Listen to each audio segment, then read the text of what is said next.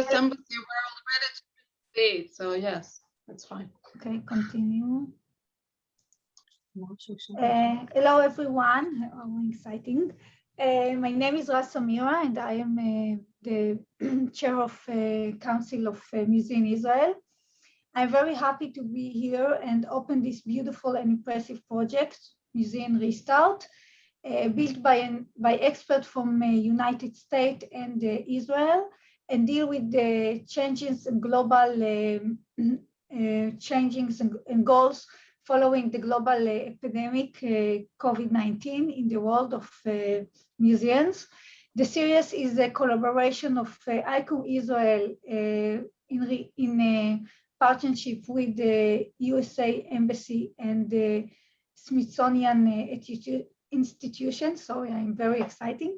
Before we begin, I would like to personally thank Mrs. Nava Kessler, the former chairperson of ICOM Israel, and to Paulina Levy Ashkenazi, cultural program from USA Embassy in Israel. Together, they created this wonderful series of lecture built on the joint thinking with our forum managers, with American experts from different museums. Thank you very much to Galit Gaon, Dr. Lior Zalzman, Efrat Heberman, and Shir Yagamuchi Miller for their very important input for that. I am pleased to invite the embassy representative, Mrs. To deliver an opening speech, Mrs. Paulina Levy Ashkenazi, please. Thank you very much, Raz, and hi everyone. I'm very excited to be here because we started thinking of this series 10 months ago, and here the child is finally born, and this is really, really exciting for all of us. And thank you all for joining this opening session. It is a series of really fascinating lectures and workshops delivered to us by the experts from the Smithsonian Institution and some other museums in the United States. We, the US Embassy in Israel, see an amazing opportunity in this series to exchange knowledge and expertise in this field between Israeli and American museum professionals. Definitely, we see it as an opportunity in the world of challenges now. The challenges brought to us by the pandemic and also by the very problematic security situation in Israel, which only added to those challenges. So we definitely see it as an opportunity to think about new ideas and ask ourselves the question how the museums should be dealing with this new world order. Do the museums just, go back to what it was before the pandemic, or do the museums will have this opportunity to rethink, redesign, and recreate themselves in a way that make them more relevant to the community, more open to the community, connected, and to be the engine and then factor of the positive change in their community. And I think this series can give some answers, or at least start the conversation. We definitely want it to be a practical tool for all of you. And we think that it will. And this session today, this workshop today, is a hands-on workshop. So you definitely will be getting some practical tools of it. And I would like to thank you, Caroline Royston from the Copper-Hewitt Museum of Design in New York, for being with us today. She's our amazing lecturer today with an immense amount of experience all over the world. This is really a great honor for us. Thank you, Caroline. And I would specifically want to thank our friends at the Smithsonian Institution. We have two representatives here, Aviva Rosenthal and Elizabeth Tunig. Thank you very much. Also, thank you to Susan, also from the Smithsonian, who is not here with us as far as I can see, but they helped us tremendously with this program by their advice and pointing us in the direction of the amazing speakers and making the connections. Thank you so much. I would like also to thank all the staff of the ICOM Israel, Nava and Raz, and all the forum heads, and Mayan and Mai, and all the staff of ICOM Israel. Thank you very much for facilitating, for thinking together, for your input, for everything that you have done to make this program possible. And yeah, and I hope you will sign up for other lectures as well, and enjoy them and learn, and offer your own experience to our American colleagues in the American museums as well, because I don't know if our American guests here know, but Israel is the country with the greatest number of museums per capita. So something to be proud of, and definitely also something to learn from, and it's an exchange after all. It's a cultural exchange, and this is what it should be. So thank you very much. I hope you will have an enjoyable workshop and enjoyable series. Good luck to us all. Thank you. Thank you, Paulina, for the warm words. And I am pleased to invite Mrs.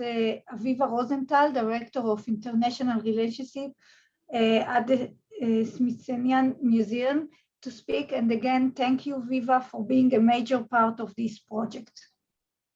No, thank you. This is so exciting to actually be here for Museums Restart. And thank you for helping me, inviting me to come welcome everyone. This is a real pleasure to be here with ICOM Israel and the U.S. Embassy Jerusalem, representing the Smithsonian Institution, to help kick off what I know will already be a fascinating and energizing program.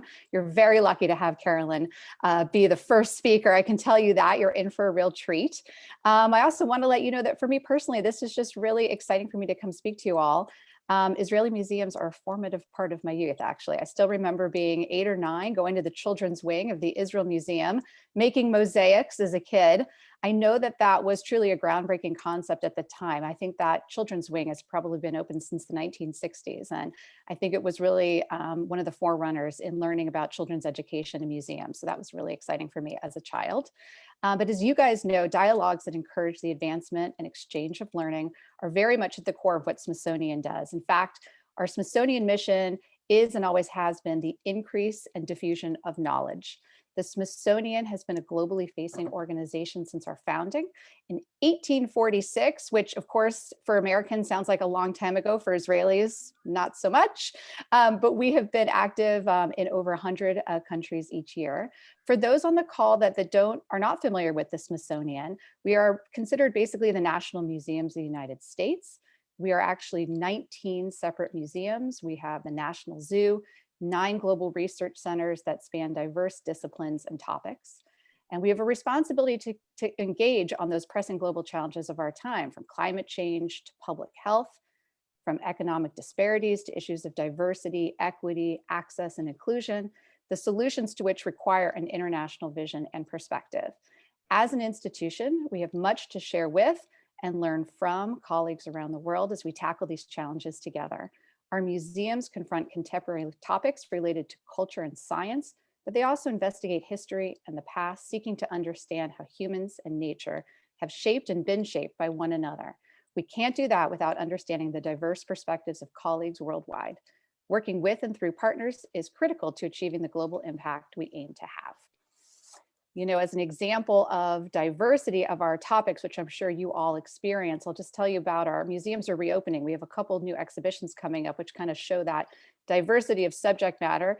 In our Natural Museum of Natural History, we'll open an exhibition called Challenging the Face of Science, the Bearded Lady Project, which highlights the unsung achievements of female paleontologists and examines obstacles they face because of their gender.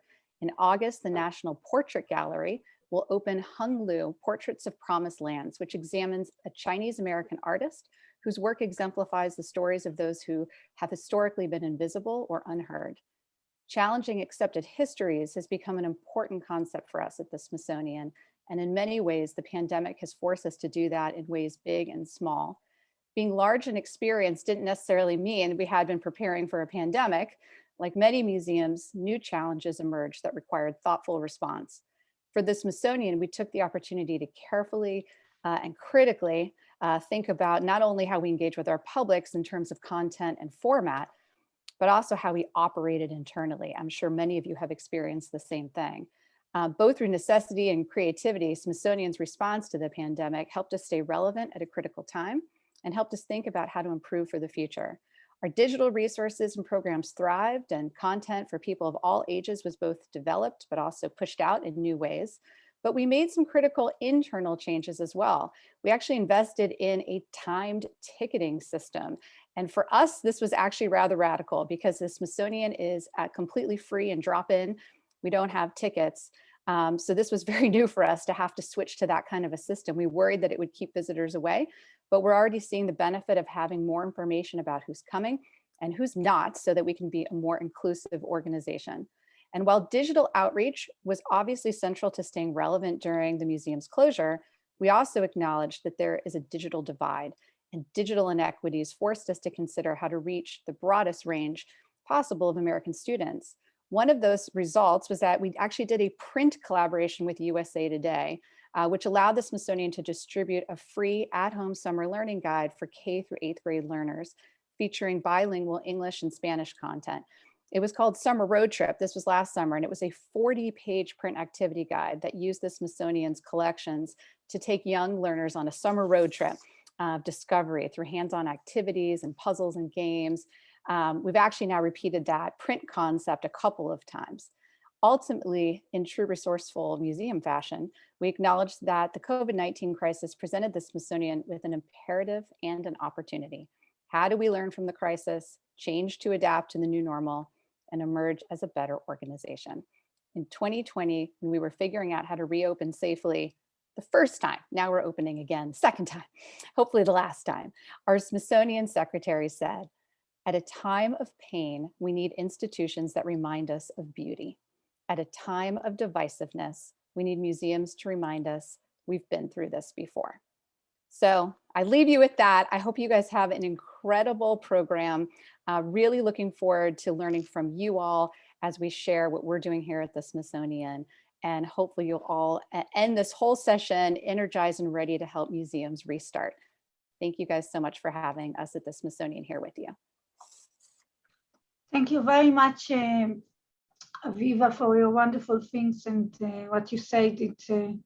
We have to think about this, and I hope this series and project will be part of the questions we'll answer.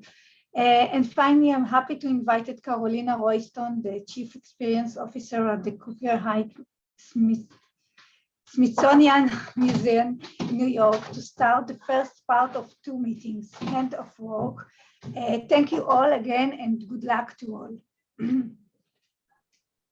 Thank you so much, and thank you for those wonderful introductions. And Aviva, you couldn't have set me up better for this session today, where we're going to be talking about developing digital strategies and how we emerge into the world, into a post-pandemic world, and really look at how to create opportunities out of the crisis that we've all been through.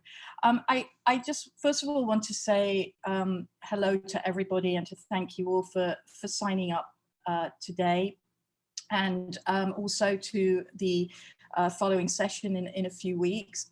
It's personally really wonderful for me to be talking to you. I was reminded this morning when we were doing our test before I came on that I very proudly have next to me on my desk here at home my bronze medal from the Maccabea Games in 1985, which is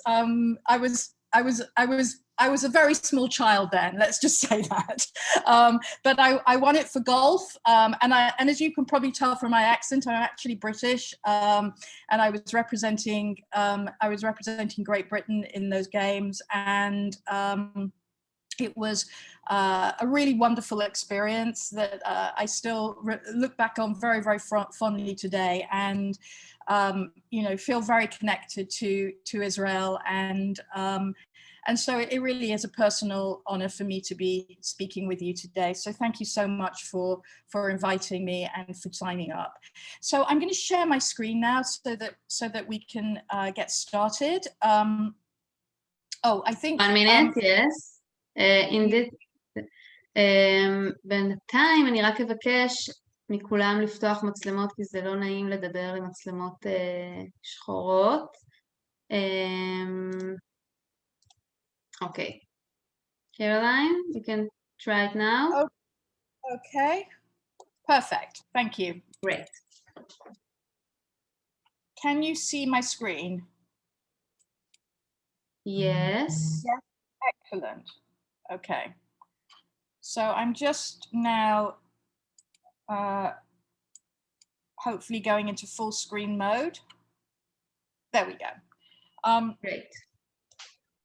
So today I'm going to be doing a little bit of talking. I hope that we'll have an opportunity to have more of a conversation throughout. And I do really want to encourage you to ask questions during the session. You know, if possible in English, but if you need to do them in Hebrew, hopefully they can be translated for me, because I do want to make sure that you have an opportunity to interact. And then we'll have a point in the session as well where we will have a little discussion. And again, I'd really love to encourage you to participate and share your experiences. The more that I understand about what your actual experience is, hopefully the more helpful I can be. So the session today is about thinking digitally, how to create a digital strategy and mindset in your museum. And as I mentioned, I'm actually doing 3 presentations over the course of the next month with you, and I know that these first 2 sessions are linked, and the third one is a little bit different. People don't have to have been on the first 2, but if you want to join all 3 sessions, you would be very, very welcome. If you can bear me for 3 sessions. But just to say, today's session, we're going to focus mainly on where to start when you consider creating a digital strategy, and how to develop that strategy. What approaches, what elements do you really need to be thinking about in your organization? And then I'm going to give you a little bit of homework, which I hope you will be able to do between the first and the second session. I used to be a primary school teacher in England many years ago, so I still refer to things as homework. But essentially this is going away and practicing some of the things that we have talked about today. And then when we gather together again in 3 weeks, on July 14th, I hope that we'll be able to review what you've done together, talk a little bit about what you learned as a result of doing this work, suggestions to help you where perhaps it's been more difficult or more challenging, and then what are the next steps that you can do. So I hope that over the course of these 2 sessions, it will feel very practical, and that you will have things that you can go back to your museums with to work on and share. The final session, which is later in July, is talking a little bit more about how to integrate the digital with the physical experience in your museum, and how to create more of a holistic approach to thinking about visitor experience across your museum. And so those first 2 sessions, the first 2 sessions are really focusing on digital, and the third one is then really talking about how you take a digital strategy and make sure that it's aligned with your entire museum experience. So that's what we are going to be doing together over the next month. And as I said, I'm really excited about working with you, and I hope over the course of the month that you'll develop some useful tools and strategies, but also that I will learn a lot about your challenges and your situation in museums. So before we really get into the meat of the presentation, I thought it might be useful to give you a little bit of background about me and who I am. I have worked in museums now for 25 years, which is a long time. I started out as I was a teacher. I came into museums really from a digital learning perspective, really at the start of e-learning, when learning was still really done on CD-ROMs, and children had one computer in the classroom, and then moved more into digital engagement, so wider digital delivery, and now at Cooper-Hewitt. Oh, I think there's some. I think could everybody please make sure they're on mute? Yes. I'm not the host, אז אני מבקשת מכולם בבקשה שישתיקו את המיקרופונים, זה קצת מפריע. סיגל, זה שלך, סיגל. I'm sorry, Caroline. A few seconds. I'm just not the host, so.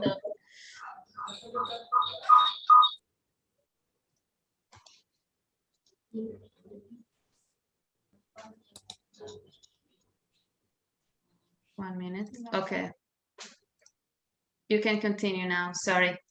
No problem at all. Apologize.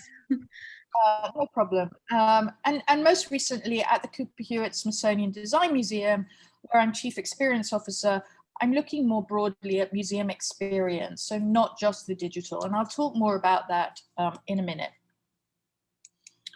I've worked at very different types of museums with diverse collections that include history and contemporary art, history and social history, decorative arts and design, and also performing arts and gardens. So I've had the whole breadth of experience around. I think the only thing that's missing is a science museum from that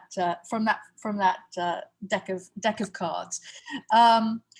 And I've also been heavily involved throughout my career in leadership development. In 2017, I was president of the Museum Computer Network, MCN, which some of you may be familiar with, but it's the professional association for museum technologists primarily in the United States, but does operate internationally, and I was on their board for 5 years. And I've also completed 2 leadership development courses, one very recently, the Oxford Cultural Leadership Programme, where the focus of the course was on leadership in times of crisis, so very relevant and helpful for this moment. And in 2017, I was a Getty Leadership Institute Fellow. So I have a lot of experience at a lot of different levels, and hopefully you'll benefit from that today in terms of our talk. So just really briefly, the museums that I have worked in, I started my museum career at the Victoria and Albert Museum in London, which is the, I guess, the world's leading museum in decorative arts. And I was, when I was there, I led a very large flagship project called the National Museums Online Learning Project. And this was a project that was about, really for the first time, museums were really thinking about how to use digital collections. There had been a very large digitization program that had happened in the UK. And this was about how to take those collections and provide better public access. This was very early days. This project was 2006 to 2009. And it was the first time that 9 UK national museums worked together on a public-facing project. The V&A was the lead partner, the British Museum, Tate, the Natural History Museum, the National Portrait Gallery, and others were in this project. And it was very challenging from a stakeholder management perspective, but extremely rewarding in terms of the partnership building and in terms of what we produced for the public. I then moved to the Imperial War Museum in London and was their first director of digital in 2009, and I was there for 5.5 years.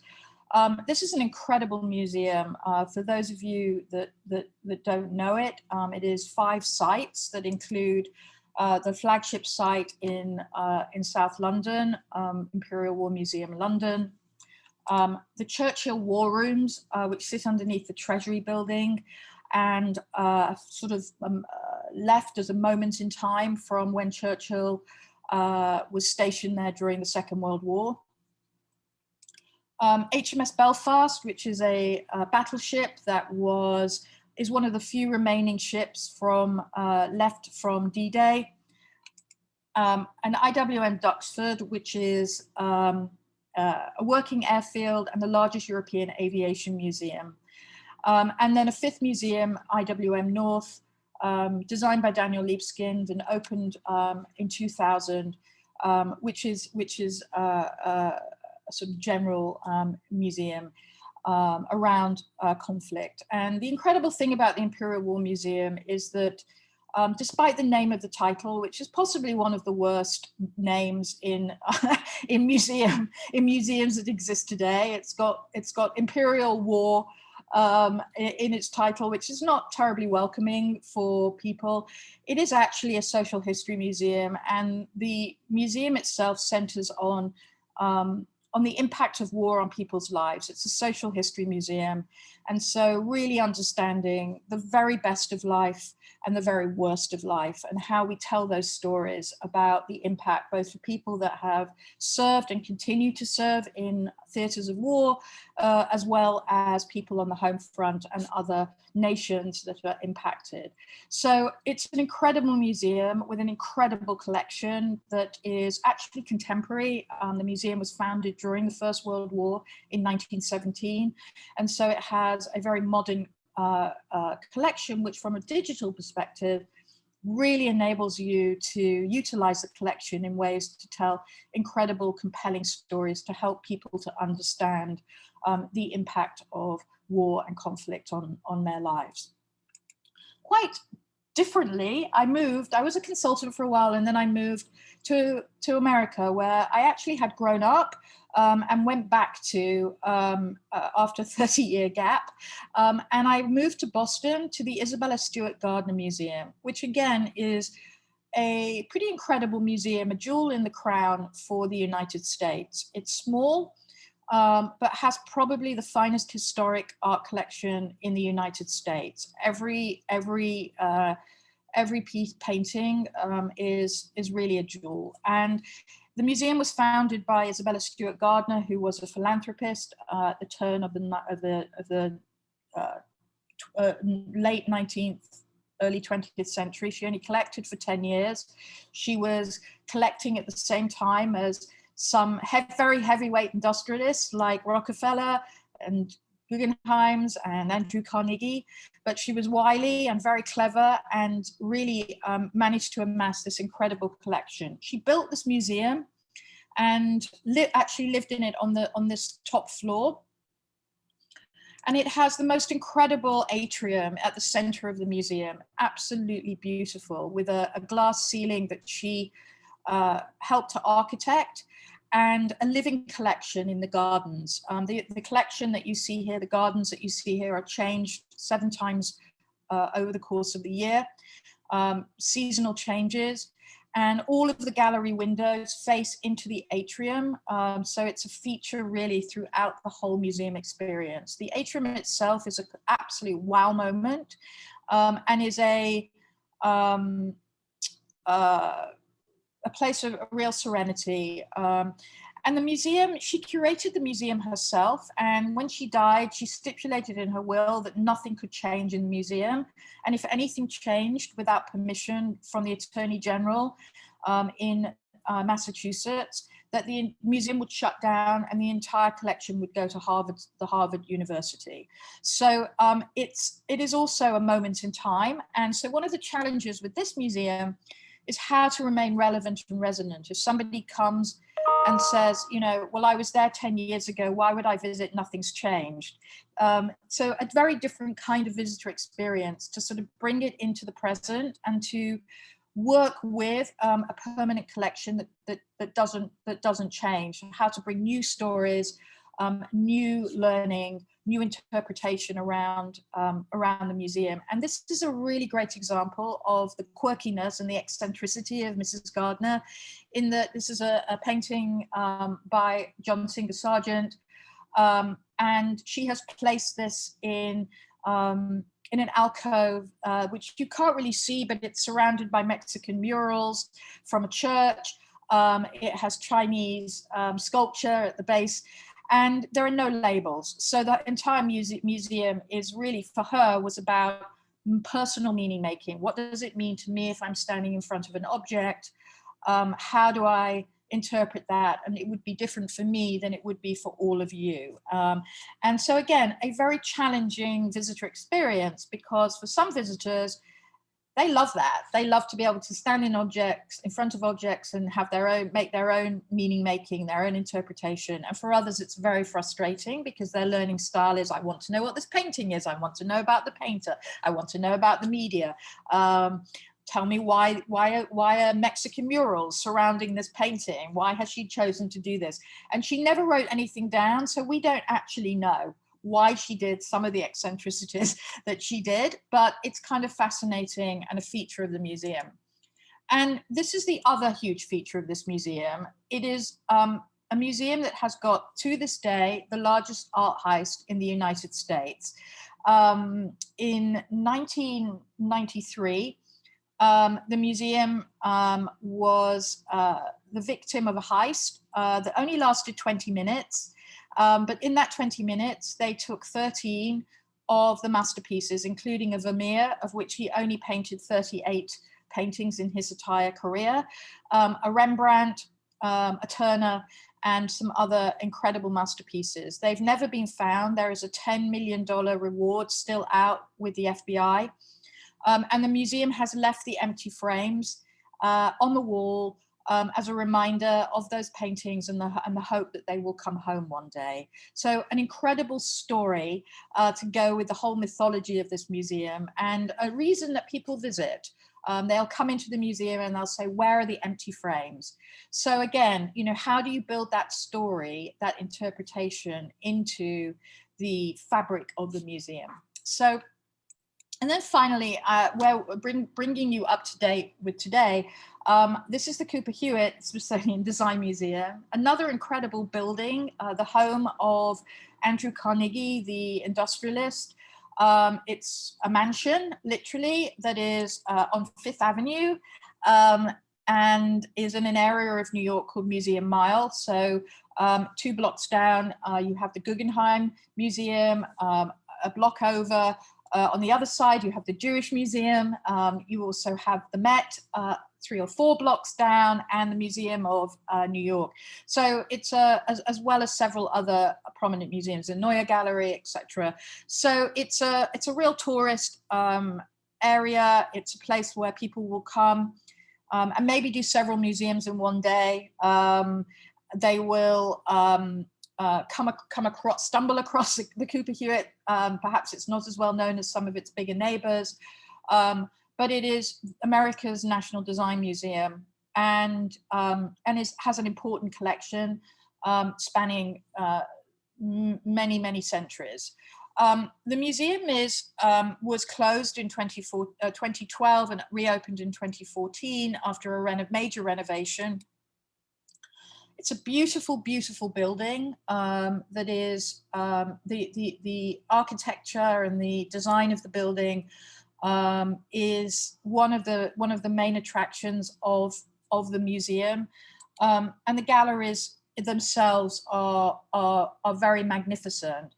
And it's an interesting museum for it to be a design museum, and a design museum that has both a historic and a contemporary collection and exhibitions, and how those fit together with the architecture and design of the mansion is one of the challenges actually that we have as a museum, just in terms of the, you know, not taking away from the design of the museum itself and not having the architecture and the exhibition design fight with each other. So how do we work with the collection?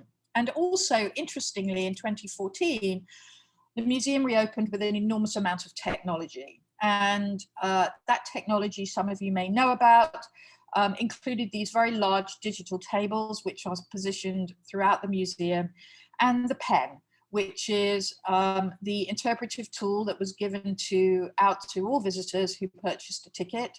And this enabled them to collect information on the labels of the objects as they were walking around, and then to use the pen on the tables to both download what they had collected to look at in more detail, also do some design work themselves using the pen as a design tool. And in the middle of this table, you can see something called the river, which is essentially a selection of the collection, which is available in a digitized form for people to select and look at, and also to save if they want to. The other element of the pen is that you are able to create an account at home and to access everything that you have done at the museum. And in 2014, the idea really was to ask people to put their phone away and to really look at the collection and use the pen as a collecting tool, so that you didn't have to worry about taking photographs, and that you didn't have to worry about taking photos of the labels, that all of your journey could be collected and retrieved later. The other part of this is something called the immersion room, or also known as the wallpaper room. And you can see here that there is a digital table in the space. In this room, visitors are able to use wallpaper that is already part of the collection at the Cooper-Hewitt. It has one of the largest wallpaper collections in the United States, but also they can design their own wallpaper. And this was something that visitors love and continue to love, despite the age of the interactivity, the interactive and technology today. And as you can see here, it became a major attraction to do selfies. So it's been very, very useful for the museum to have a place where people can be creative, save what they've created, share it on Instagram and on Twitter, and also for it to promote the museum in a way across social media, in a way that is much more powerful than we could do ourselves. It's always good to have your users, your visitors be the voice of your institution wherever it's possible on social media. And so these were the main interactive elements that the museum opened with in 2014. And interestingly, now in 2021, and also, due to the pandemic, we are in the midst of creating a new guest experience. We will keep the interactive tables in some form and evolve them, and think about new interactive, new ways of interacting, and new types of content, and new forms of interaction on those tables, and think about how we want to develop the immersion room into a kind of more up-to-date immersive space. And we will be sunsetting the pens, one because of COVID and the whole touch aspect, but also because the technology now has kind of reached the end of its shelf life, and we want to create more multiple kinds of experiences rather than just collecting. So we're in that stage at the moment where we are developing a guest and experience strategy, and I'll talk more about that in the third session that we have together later in July. But that is a really important part of my work at the moment.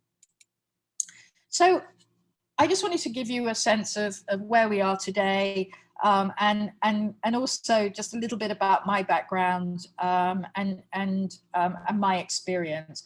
So the focus today is, I wanted to talk, Aviva and Paulina both touched on this in their introductions, but COVID and the changing conditions, what does this mean for us in museums, and what do we mean by digital when we talk about it? It's a word that gets used a lot and thrown around a lot, and I think has many different meanings for different people, which is absolutely fine. But I want to just dig in a little bit to what we mean by digital. I'd like to show you just a few museum examples, just some things that I have noticed over the last year that other museums, not my own, have been doing, that have used some different platforms to talk about and to sort of be relevant and resonant. And they're ones that I like very much, and I'd like to share those with you. And then I'd like to finish the session with, where do you start? So when we talk about creating a digital strategy, what are the things we need to do to put ourselves in a position where we can actually do it, and also do it at a pace and scale that's right for our museum, with the right kinds of resource and capacity. I know that on this call, there are a number of museums that are very small and maybe are not able to do as much, and others that have got more capacity and more resource to do more. All of those things are okay. The most important thing is that you work from where you are. You know, if you're a small museum, you don't want to try and be the Met. You know, if you're a bigger museum, then maybe you have more ambition. But to really understand, and for whatever that you do, from whatever place that you start, that you're doing things that are manageable and sustainable and have impact for your audience. And that is a really, really important message that I want to say now and will mention many times over the course of our time together. It's really about managing, sustaining, and impact.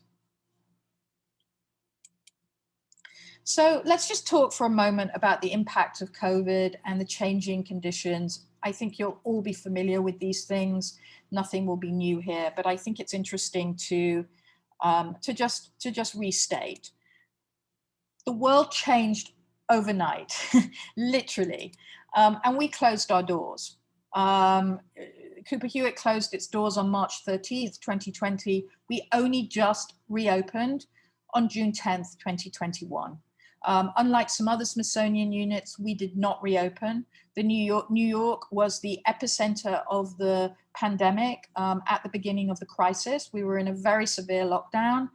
And by the time we were coming out of it in New York, the United States was having another wave, and we were advised not to open. So even though other museums in New York opened in around September and October of last year, Cooper-Hewitt remained closed. We became museums without walls, no longer constrained by our physical buildings. Suddenly we were able to think about our museums in very, very different ways, and less focus on local audiences or tourists coming through our doors. And actually the world suddenly became our audience, or we went from a local to a national to an international audience. And we found, certainly at Cooper-Hewitt, and I'd be interested to know if this is the case for you in Israel, we started to see much greater reach and also new audiences. So we were able to reach audiences that weren't necessarily people that had visited the museum before, or perhaps, you know, design wasn't their primary interest, but through the content that we were putting out, through our working more closely with other Smithsonian units, because we were in a digital space, because we were able to make more links, we suddenly found that we were able to attract new audiences that we hadn't before. And digital became the only way to bring our collections and programs to those we serve. So how interesting, you know, especially someone coming from a digital background, where I'm constantly saying in all the museums that I've worked in, we must think about digital. It's not an add-on. It's not something that is something we think about at the very end, where we just go, oh, well, we've got all this content, we'll just shove it into, you know, the website, or we'll shove it into some interactive in the museum. Suddenly it became the core central aspect of our delivery. And that meant that every single person in the museum suddenly had to think about, what does it mean in my role to contribute to digital delivery? So it was a sort of fascinating moment in terms of mindset change for museums. And I think what we'll talk about in a little bit later is, you know, what have we learned from that, and what do we want to take with us when we reopen our museums and people come back through our doors? Do we want to let go of all of these things that potentially are positives to go back to how it was before? Or do we want to take elements, the things that we have learned, and think about how we integrate those into a new normal for our museums? So I very quickly just want to show you some recent examples of things where I think museums have really excelled. And again, you may be familiar with some of these. Dutch museums are, I think, some of the best in the world at digital engagement, and the Rijksmuseum is a fantastic example of the National Museum in Amsterdam, of really thinking about digital first right from the start. They were closed for 10 years. I can't remember quite whether it was sort of the early 2000s to the early 2010s. And they had a lot of time to think about what they wanted to be when they reopened. And they, in that time, digitized their entire collection and really decided that from the off that they would think about digital as a really integrated part of their experience. So they've already been, I think, ahead of the game in many cases. And I noticed recently that they have redesigned or updated their website and also introduced, and I hope you can see this. Are you able to see this? Okay, great. So they have redesigned their website and updated it for during COVID. It is a beautifully designed site. It is extremely visual, and it really shows the what they do and their collection very simply and very vividly. And you can see that they are, they have an online symposium that they are holding at the beginning of July. And then they have this new online exhibition, which I like very much, which is really designed for the online environment. So it's not just recreating, trying to recreate a physical exhibition in a digital space. They've really thought about digital assets and how to use the digital medium to really talk about about the exhibition and to make it a complement to the exhibition rather than something that is going to fight it. I also think it's an acknowledgement that maybe some people will never visit this exhibition. So how do you also make this a destination in its own right and a meaningful experience for visitors? And it's quite simple in what they've done, in that they really have just created a series of stories. And the stories are focused on, about the people who are enslaved or who were slave owners. And each, as you scroll down, each story, covers a particular topic and uses video, uses photography, uses the historic collection and the artwork, uses other assets from the collection, and audio. So I like this very much, and it's actually very simple. The skill is about pulling the stories together. It's not the technology. You could deliver this technology on YouTube, you could deliver this technology through podcasting, but what's really exemplary is the storytelling, and I like that very much.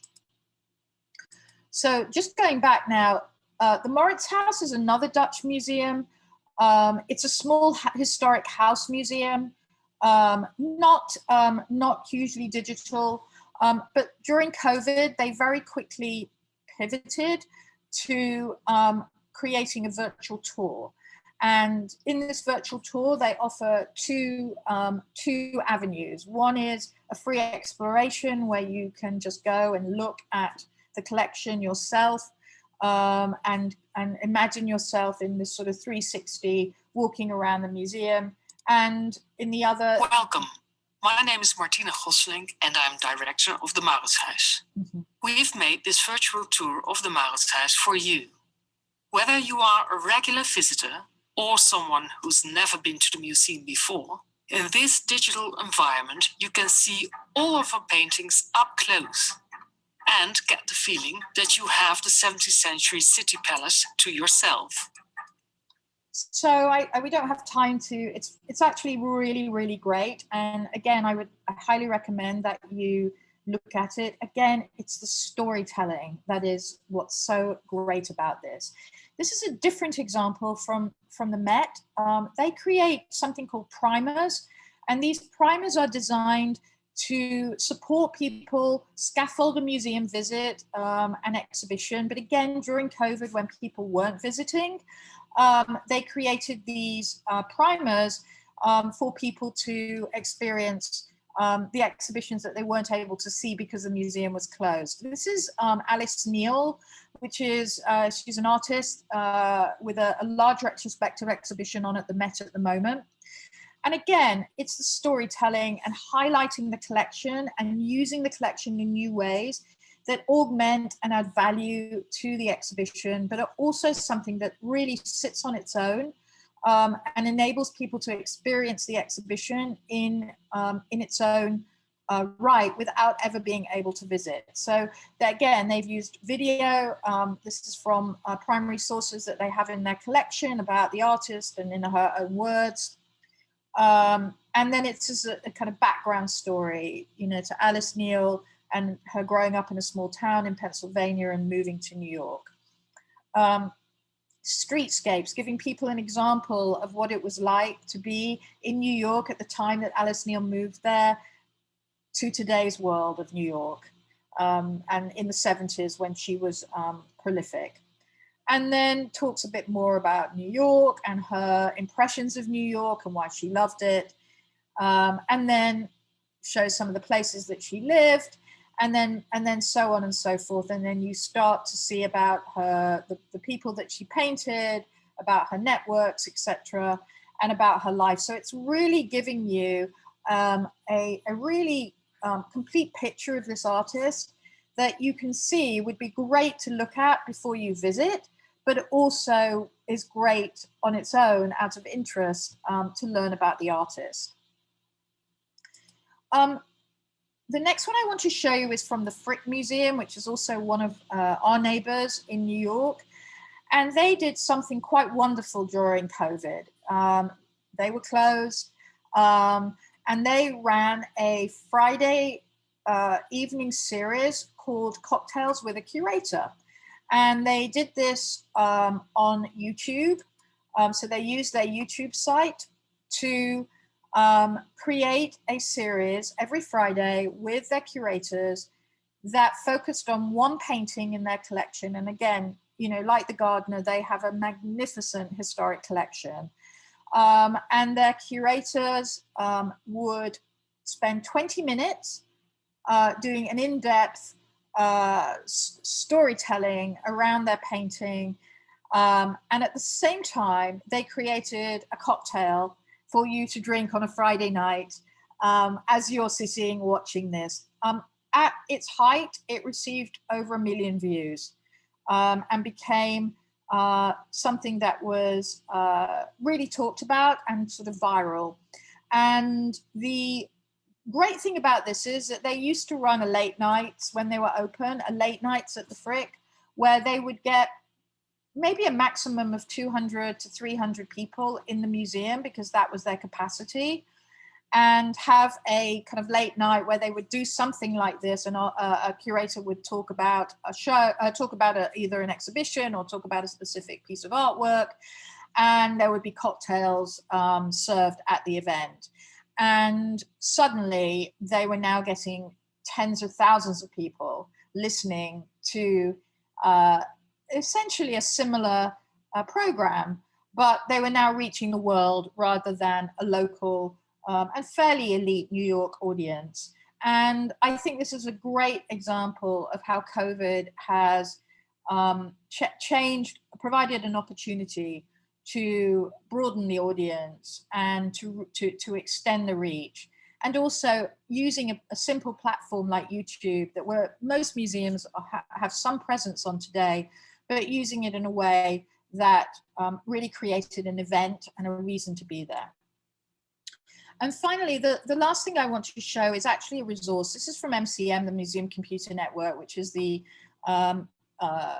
association that I told you about. And what they have created, which I really highly recommend you going to look at, is during COVID, they started to gather together a list of museums that were doing various online activities And so it's a growing resource. I think they're still adding to it, but you can see there's a whole range of museums from all over the world that have that are on the site and are accessible.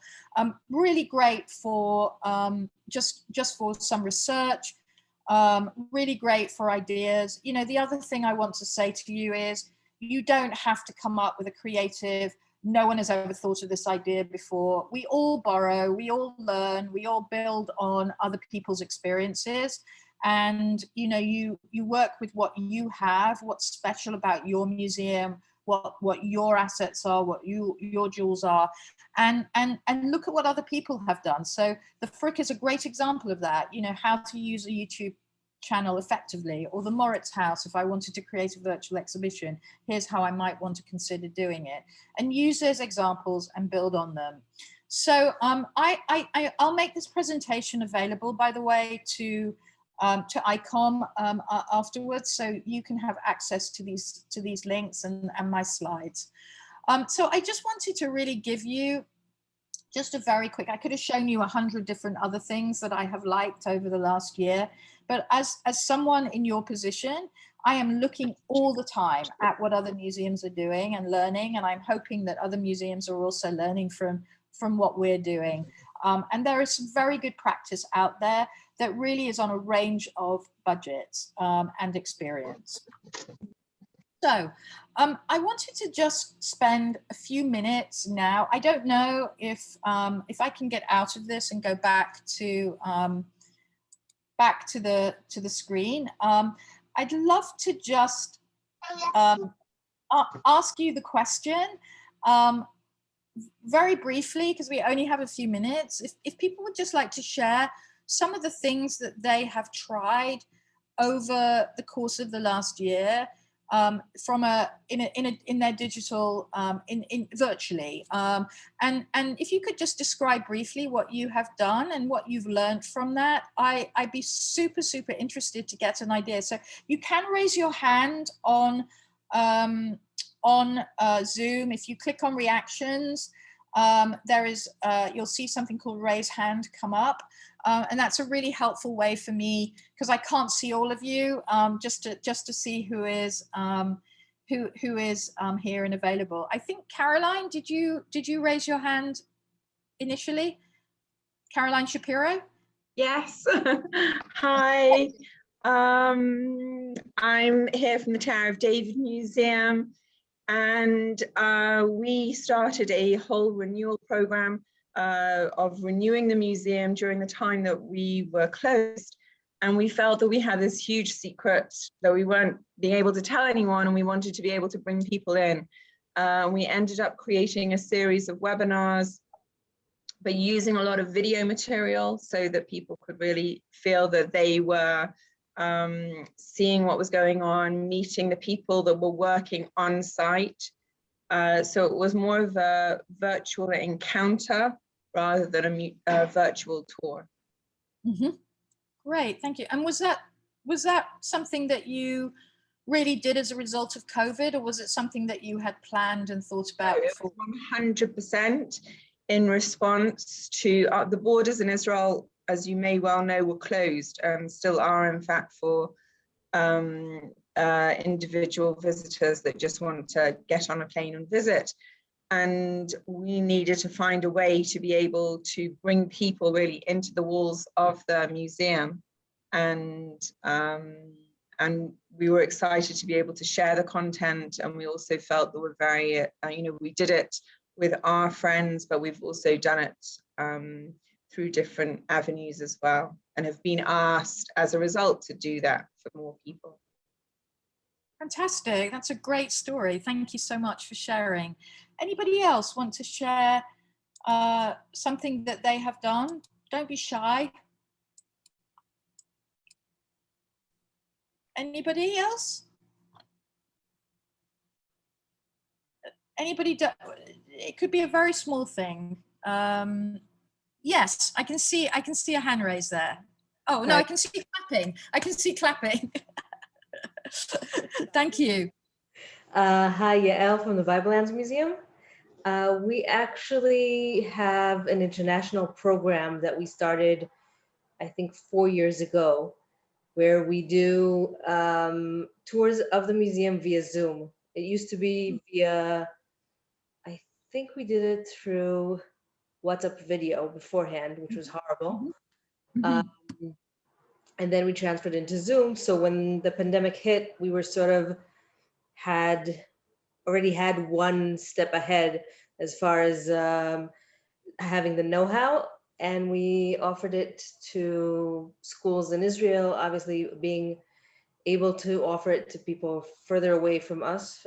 Usually our normal crowd is Jerusalem and the area, so now we were able to get to Eilat, Kiryat Shmona, and obviously schools abroad. We also transferred, we have weekly lectures in the museum, so we transfer them to Zoom, but now we're actually having the opposite problem where people are so comfortable staying at home that they don't want to come back. I wonder if that is going to happen, but I think that's great, and I'd love to know when we continue, just what did we learn from that, what and how can we retain those audiences, and the visiting and the digital are not the same, they're different experience, and there's nothing will ever replace coming into a museum and seeing our collections in real life. Nothing will ever change that. So I think it's less about that and more about, how do you think about those experiences working together? So I think anything else? Another issue that you brought up with the Frick is what I wanted to ask was a lot of the content that we were offering and the sense that we got, and I think I got it also from other museums in Israel at the time, was that people are not willing to pay for online content. And now that we're back to fully being operated, we're back to working in the museum, and therefore people have to pay admission or whatever, a ticket. And that's also a transition back, which is hard. I agree, and I think this is another potential learning as we come out of COVID. I mean, we've always given our content away for free online, and the content is valuable. It's our sweat and labor that's gone into that. So I think it's one of the questions emerging is how do we recognize return on investment? How do we think about content and what we provide for our audiences in a digital world? How do we value that versus people paying to come through the door and expecting a certain experience? And I think what's interesting is that in the performing arts, what we saw over the last year, I think was a more of a transition to paying for content and kind of understanding about streaming content and its value in a way that we haven't really got to grips with in museums. So I think it's a really good point and something definitely that's going to be a consideration going forward. Rose, you have your hand up. Yes, I just wanted to add to that. I'm also from the Tower of David Museum, but what we've discovered actually is that content that we are creating for a Hebrew-based population is actually giving us a revenue stream. And we have a series of very high-level lectures and presentations that you must subscribe to. And we had very low expectations, I have to say, and we were very pleasantly surprised that it's always the same in museums, content is king. And if you can give the content, the people will buy it. Couldn't agree more. Thank you for that. I am someone, you'll notice that even though I come from a digital background, I don't really talk about technology because actually what's really interesting to me is content and content delivery. How do we serve that content up to people in different ways? And the technology is a means to us doing that rather than driving what we do. So I couldn't agree more. So thank you so much for that example. Let's just take one more. I'm so pleased you're participating. I'm so delighted. Thank you. There's a question in the chat from is it Hazy? I hope I pronounced that. I'm sorry if I haven't pronounced that correctly. I just wrote you something personal to look at. Oh, okay. Thank you. I will look at it. Thank you very much for sharing. All right, well, let's move on. I'm going to go back to my presentation so that we can actually get into this last part, which is really about how do you approach creating a digital strategy. So I'm going to share my screen again. Oops, I've been disabled.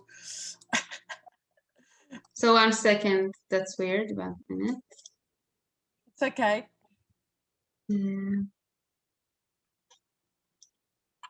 This is why I don't like talking about technology. Right now. Thank you so much.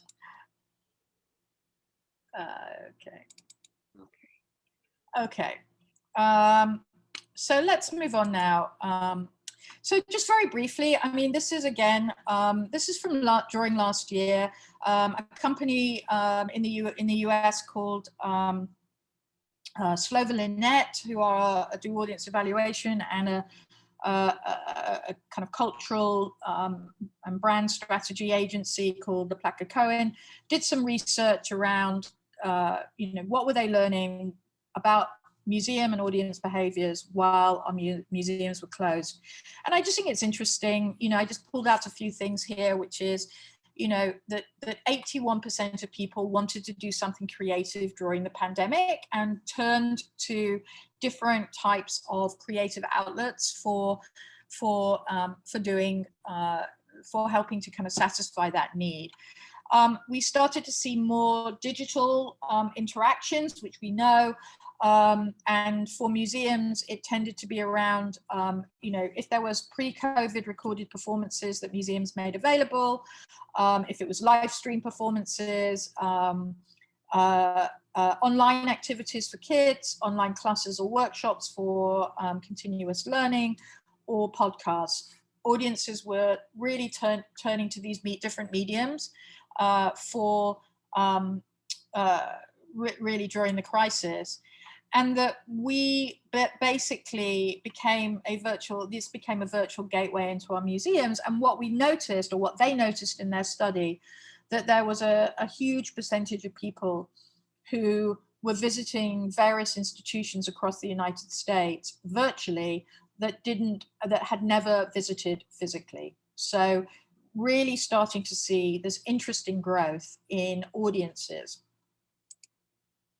So out of a crisis comes opportunities. And, this is something that I've been focusing on with my museum, but I think it's some interesting learning that we can start to see emerging, some of which you have just mentioned to me.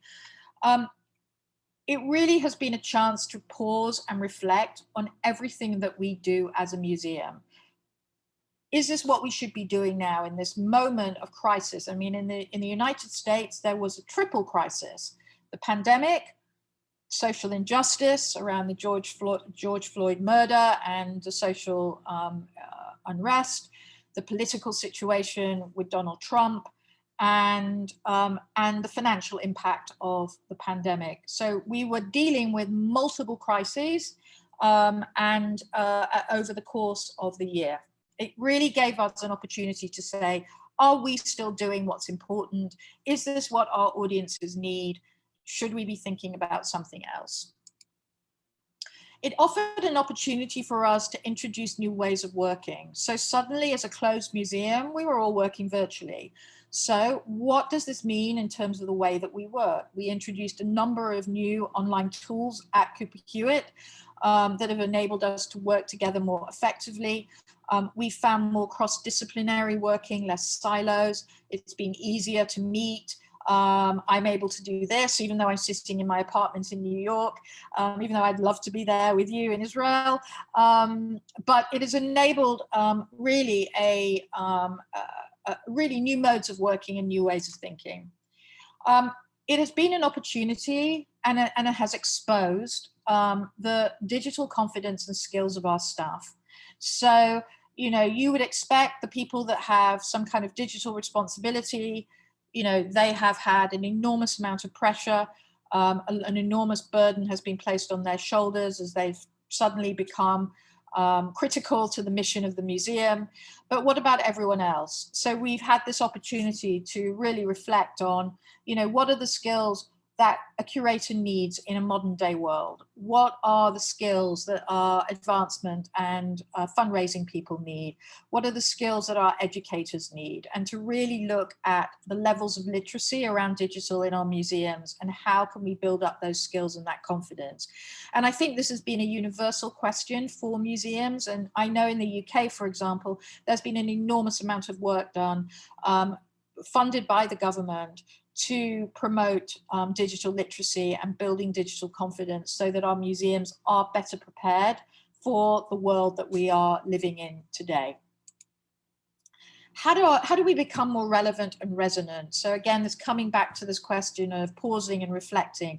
Is our exhibition program still the program that we should be doing now as people emerge out of this crisis and into a world after what they've experienced? How can museums around questions of social injustice, around for many of us, the provenance of our collections, particularly in the Western world, the makeup of our collections, you know, which are predominantly white male artists, how is this relevant? How do we make this relevant? How do we come to terms with that as museums and bring our museums into conversation with the real challenges and questions that we're facing today in the modern world?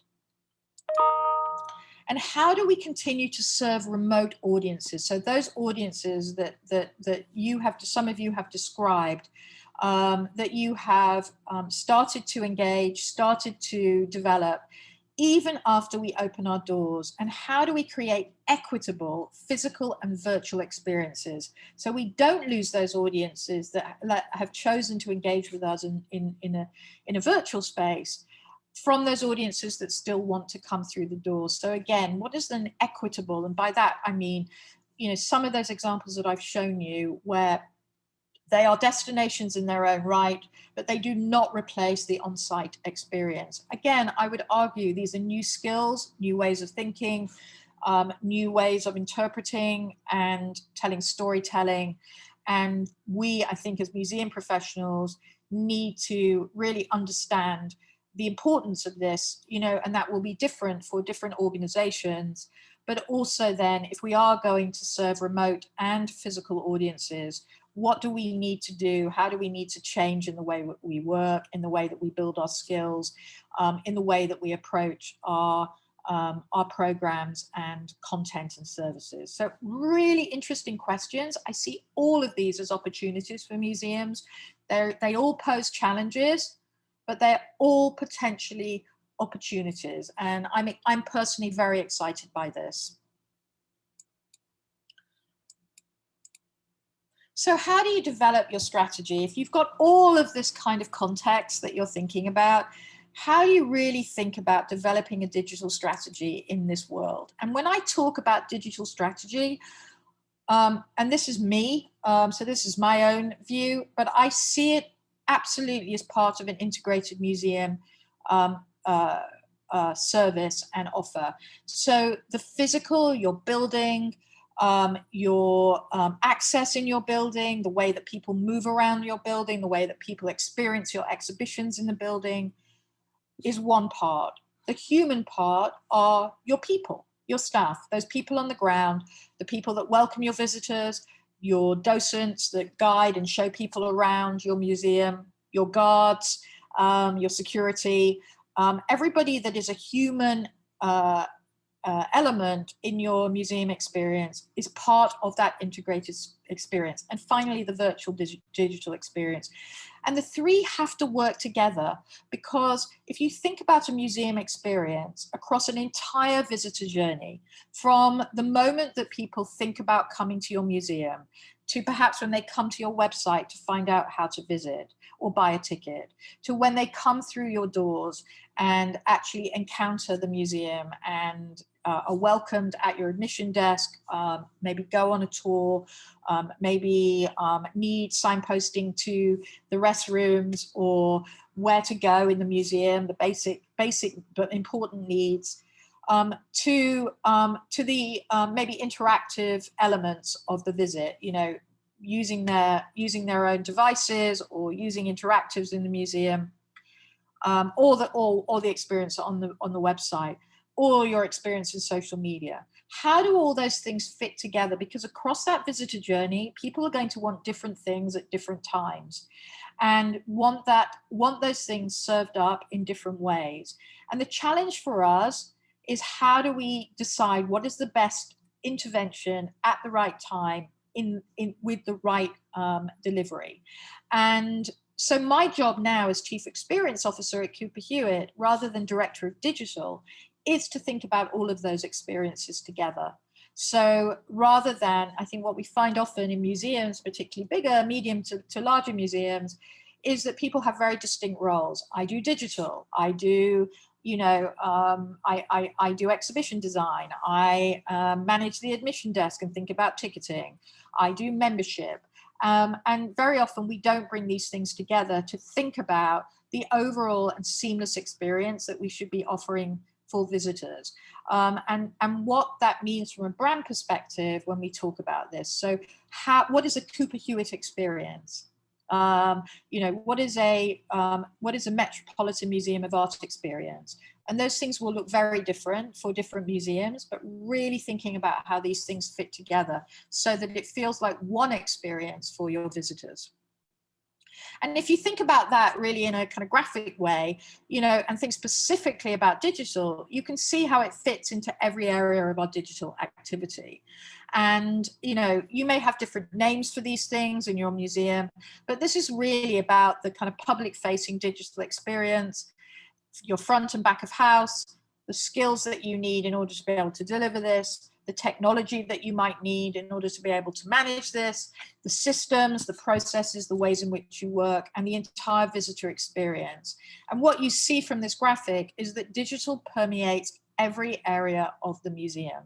There isn't anybody now in a museum that doesn't have some kind of digital aspect to their role. Even if it's an admin, business-facing role in your museum, they are still operating some kind of technical system. So really thinking about where digital fits in and who owns all of these elements. And again, coming back to that previous slide, how do you work together? How does this fit together? And your digital strategy, right? So I am going to give you some homework, which is going to be about drafting a very simple digital strategy for your museum. You may already have one, this will be something you can build on, or it may be something you need to start from scratch, but it should be very simple. And then hopefully in the session on the 14th, you're going to share and feedback and talk about what you have done. And as I said, it should be a starting point for you to continue your work, to work on this with your colleagues. This is not you know, something where I would expect you to finish this. This may take you many months to do, or it may be something that's very simple and that you can do in a few weeks. But again, it's starting with where you are. So we're going to talk about that. You need to start with where you are. And we need to understand that all museums are in different stages of digital maturity. So across the whole of this workshop, you will be, some of you will have done, as we've heard, a few things, and some of you will have done very little or nothing at all. All of those things are fine. But your strategy needs to reflect where your organization is today. There is no point having a digital strategy that is far beyond your ambition or far beyond your capability or your capacity. That is not a strategy that is ever going to be useful or implementable. So it's really important that your strategy really reflects where you are. And it's going to be really important that whether you're starting at the beginning or you're building on your existing work, that you have a strategy and that you have a roadmap, an implementation plan that's going to be critical to your success, because this is something that you can not only refer to as you're continuing to build on the work that you're doing, but it's also something to share with your organization, to share with your leadership, to help them to understand what the work is, what it involves, how much it might cost, and how long it might take, and what the future is, whether this is a 1 to 3 or 1 to 5 year roadmap. And it's got to be aligned, your strategy has got to be aligned with your museum's wider priorities and goals. Otherwise, it will not be achievable and sustainable. So I have seen many examples of perfectly good digital strategies that bear no relevance to actually what the museum's core priorities are. So if you're a museum and your core priority is not to care about remote audiences, but only care about local audiences and getting them through the door, then how does your digital strategy align with that? There's no point having a digital strategy that says, we're going to run a whole load of remote public programs, we're going to put lots of e-learning resources on our website, and we're going to put loads of effort into our social media to do programs to reach out to people. What you need to be seeing in that digital strategy is how you're going to use your digital elements to help people come through the door. What do you need on your website? What do you need in terms of promotion and marketing to get people to come through the door, etc. So they must be aligned, and you must be able to map the two together. Otherwise, it really is not achievable and not sustainable. And nobody in the organization will buy into it. So people need to see the impact and need to see the relevance. And the good news is it's never too late to start. So if you haven't been thinking about digital to date, or you don't know where to start and it's all just too overwhelming, it doesn't matter. You can start tomorrow. You can even start today at 10:31 when this session ends. And the sort of bad news is the work never ends. So we are only going to become more digital. We are only going to become more reliant on digital delivery, on digital infrastructure, on digital technology, and our audiences are going to become increasingly digital literate, digitally aware, and have an expectation that we are going to be able to service them in the spaces that they want to be in. So whilst you may not have started yet, I think it's going to be very, very difficult if you are going to remain relevant and resonant in today's world to not be thinking about your digital presence and how you're going to do that. So some important things to remember as we embark on this. You know, every museum is unique, but we all share some common characteristics. We have a collection, we deliver programs, we have audiences.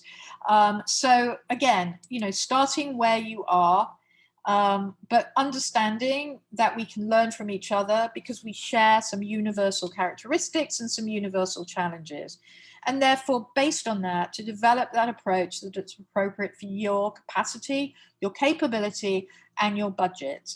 And I will always, always advise that small, impactful change is better than overambition and an inability to deliver or sustain activity long term. You will build on success, however small. Your organization will be excited and buy into small success. Your audiences will be excited by small success that has impact for them. What won't be successful is spending a lot of money and investing a lot of time and energy into something that you are going to have difficulty delivering, that may take a long time, where people will lose interest, you'll have project fatigue, and at the end it'll all be a bit disappointing. Don't do that. Really go for small, impactful change. So here are some things that your strategy might include, and I'm not going to go through all of these things, and again, I'm going to leave the slides with you so you're able to look at this in more detail.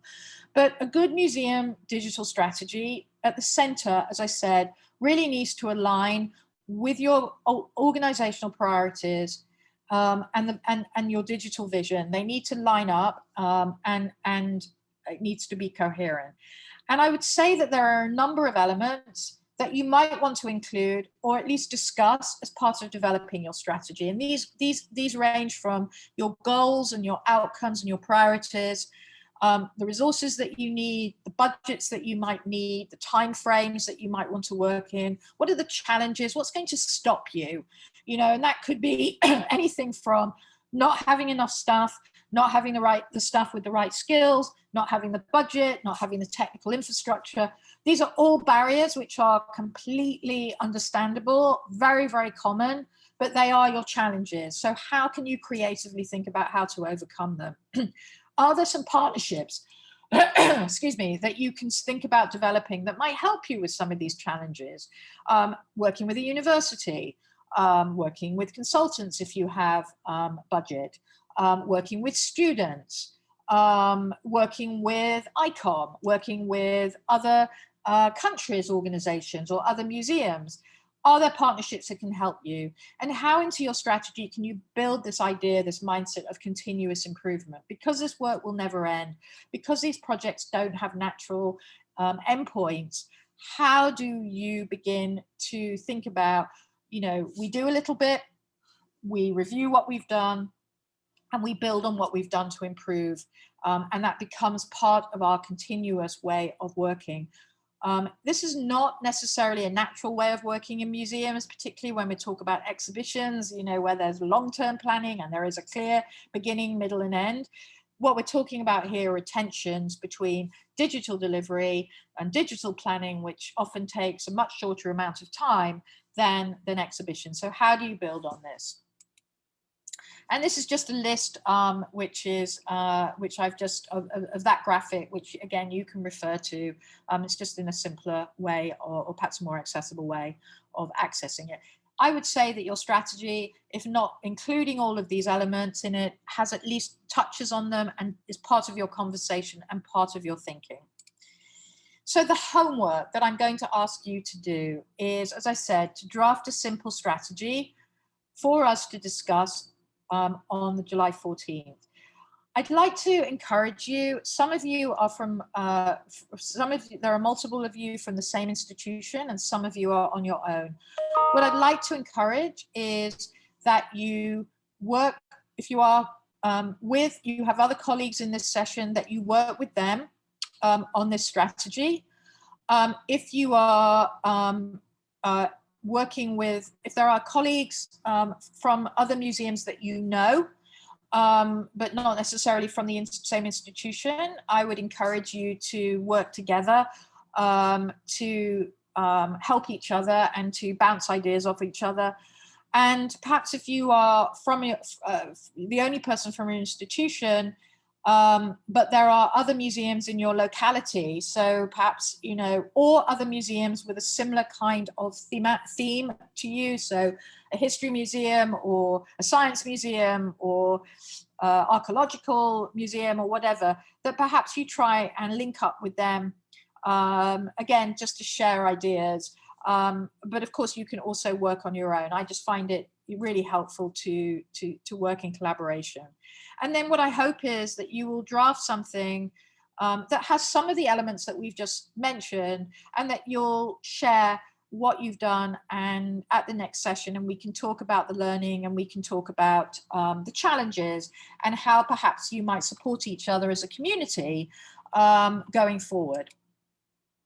My recommendation, and where I always start, is with an audit. What are you doing at the moment? As I said, some of you have talked about it today, some of you haven't, but are doing things, and some of you are just started. But if you are doing something, to look across your museum, look at the departments and staff that are leading the activity, look at perhaps which audiences you're trying to address. Are you doing resources for schools? Are you trying to make resources for families? Are you trying to do things for academics or research people? Who is the audience and who's missing from those audiences? And are they international, national, or do you really just care about your local audience? And do you think what you're doing is successful? And how do you know? How are you measuring that? And if you're not, what do you think you need to know in order to understand if what you're doing is having impact? And what's missing? What aren't you doing? And what would you like to be doing going forward? And if you're not doing anything, why aren't you? And what do you need to do to change this? So doing an audit is a really helpful place to really understand where your museum is today in this moment. And there is no judgment, there is no like right or wrong, there is no success, there is no failure. This is where you are. And then move on to creating that outline and to remember the elements. And what I would suggest as a minimum to include is the overall vision for your museum. So what are the key priorities and vision for the museum, not your digital one, but your overall vision for the museum? And how can digital help you to achieve the vision? How does it support your overall priorities for the museum? Include that digital audit to show what you are currently doing. And then what other activities do you want to include in the short, the medium, and in the long term? And they could be anything from, I've just put a list here, but there could be many other things that are important to you that you want to consider. And then other things that you may want to include or not are, what resources do we need in terms of staff, in terms of skills training? Who needs to be involved in writing this strategy, and who needs to be responsible for the different areas of delivery? And what might be those big barriers to success, and how can we tackle them so that they are challenges that we can think about overcoming? Are they challenges that are external and that we have no control over? Are they internal challenges that perhaps we can... I'm having trouble hearing you. Oh, that was Siri on my phone, apologies. But what are the things that we can perhaps do internally that we can change? What kind of funding and budget do you need to deliver the strategy? And where might be the opportunities? Is it from your own government? Is it from the EU? Is it partnerships or other kinds of funding or grants? And what could we start tomorrow, next month, in 6 months, and longer term? There will always be something that you can do tomorrow. So just finally, because I know we're at time, the second session on the 14th of July, which I hope you will come back to. I would love you to participate, and I'd love to hear what you have done. We're going to review what you've done. You're going to share what you've done. We'll do that hopefully in small breakout groups and also together. We'll offer suggestions about how you might fill in the gaps. So where are the big challenges and the barriers that you've come across? What might be your next steps? What will be the thing that you do tomorrow? And how can you support each other going forward? This is a small group. You've all signed up because you're interested in this topic. So what can we do as a group to continue that conversation? Sorry, I've rushed through things a bit at the end here, but I hope that what I've presented is clear. And also, as I said, I will make the presentation available so you can go back and look at things in more detail. But I really want to thank you for listening today. I'm sorry it was kind of rushing, but I'm really looking forward to seeing you again in 3 weeks and to seeing what you come up with in your work. So I'll hand back now to ICOM or to Polina to finish the session. Thank you so much. Thank you, Carolina. It was a very important overview and important lecture and special questions. And I hope until next meeting in the 14th of July, we will have the answer of total museum experience, and we will try. And I hope everybody will come, and we will see you soon. Thank you. Thank you so much. Have a great day, everybody. You too. It's a morning now, no? It's still my morning. It's only 10:30. Just 1 second before you all log out, I am Lior, the head of the digital forum. Thank you, Caroline, for a great session. I just wanted to extend my help. If anybody needs further help in writing their digital strategy or any sort of another advice, I know Caroline's schedule is pretty busy and she lives far away, but I can help you locally as far as you need.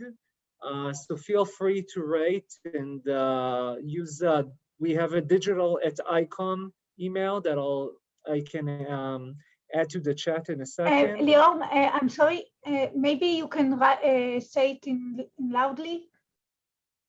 Sorry, so I'll say it loudly again. So I'll give out my email. If there are any advice that I could give as the head of the digital forum, if there's any help you need in making this, then I can offer my assistance before next meeting. Leo, everybody knows you, or you want to introduce yourself? No, he introduced himself. Okay. So I introduce myself, the head of the digital forum, ראש פורום אונליין ודיגיטל, אז נעים מאוד. It's my mistake that I didn't introduce you before. Sorry about that. Also, the presentation and of Caroline will be on our website, Icon website, and the lections here will be also on YouTube. Caroline, thank you so much for your time. It was fascinating. And if you have any questions, so the email of Lior is in the chat, so you can send him any message. And if you have any questions, you can send us to office through the icon.org.il. One thing before we finish, yes, I'm sorry, and special thanks to Mayan. Mayan Lavi, for the operation and publication of the project. And we have here today also the other manager of the forum, and we have Galit Gaon today, and Shir Yagamuchi, and Miller, and Frat Haberman, and all of them will be part of this important series, and we will see in the continued lectures. Thank you. Can I add just one thing as well? I know you're all really busy, and you're probably like, why is this woman giving us homework? It's like another thing for me to do. But I really, even if you can just manage a little bit and try to either have the conversations or, do the thinking on your own, I really want to encourage you to do that. One, because you will learn from just doing that, and being able to share next time with your colleagues will be so interesting and enable you to participate in the conversation. And the third thing is that it will really help you if you are serious about moving into digital and wanting to be more digitally able museums. This will just give you a framework, a very simple framework, to help you to get your ideas down. So I apologize for the homework bit, but I don't apologize for encouraging you to do it. And please take Lior up on his offer to talk to him. And perhaps, Lior, you can, if you want to communicate with me, if you have any further questions, I'd be really happy to try and help here as well. So please do give it a go. As I said, no, there is no right or wrong, but the important thing is to participate. So thank you so much. So thank you so much, Caroline. And again, thank you, Paulina, for this wonderful collaboration, and Raz, of course, and Nava.